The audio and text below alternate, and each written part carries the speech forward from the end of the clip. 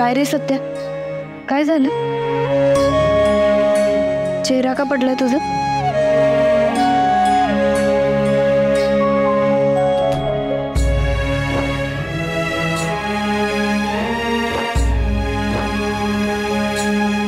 वाघमारे, मी असा विचार करत होतो की त्या पत्रकाराची मदत करून चूक तर नाही ना केली आपण. उगाच तर घेऊन नाही गेलो ना त्याला पोलीस स्टेशन. चूक काय त्यात सत्या? ते लोक त्याला मारत होते. आपण जर गेलो नसतो तर काय केलं असतं त्यांनी त्याचं? उलट मला एक पोलीस म्हणून आणि तुला एक माणूस म्हणून जे करणं गरजेचं होतं तेच केलं. बरोबर आहे तुमचं वाघमारे, मला तुमचं म्हणणं 100% मान्य आहे की.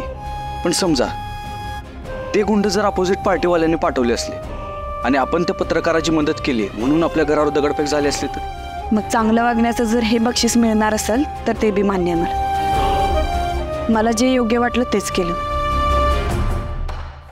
पण ते लोक आपल्या घरावर का दगडफेक करतील? त्यांच्याच अंगाशी येईल ना ते माहिती आहे मला वाघमारे, पण तुम्ही जरा माझ्या अँगलनं बी विचार करा ना. अहो, राजकारण एवढं सोपं नसतंय.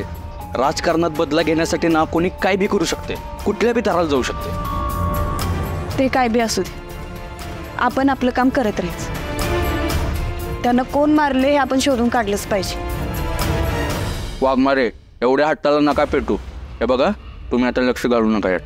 पुढे काय करायचं तुम्ही कर. नको बाबा, काहीतरी करायला जाशील आणि त्यालाच मारशील परत. वाघमारे, मी सॉरी बोललो तुम्हाला त्या गोष्टीसाठी. सॉरी बोलून होते वे सगळं? वाघमारे, अहो विषय त्या गुंडाचा आणि पत्रकारांचा आहे. आपण कशाला भांडतो त्यांच्यासाठी?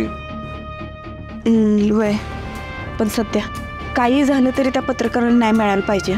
वाघमारे, 100% न्याय मिळवून देऊ आपण त्यांना. पण मला काळजी ही आहे ना, या सगळ्यात आपल्या घरावर कुणाची वाकडी नजर नाही पडायला पाहिजे. आणि जर पडली तर मी तुम्हाला सांगतो, एकेकाचा असा कार्यक्रम फिक्स करेन ना की आयुष्यभर लक्षात ठेवते. सत्या, या घराबद्दलचं तुझं प्रेम समजू शकते मी, पण मला दिलेला शब्द विसरू नकोस तू. डोक्यात राग घालून घेणार नाहीस असा शब्द दिलायस तुम्हाला. जा.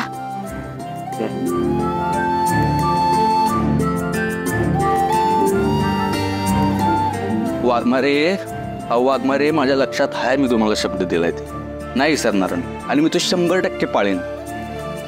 पण तुमच्या शब्दाचं काय? मी कुठला शब्द दिलाय तुला? नाही म्हणजे तुम्ही शब्द दिला नाही, पण तुम्हीच तर म्हणला होता ना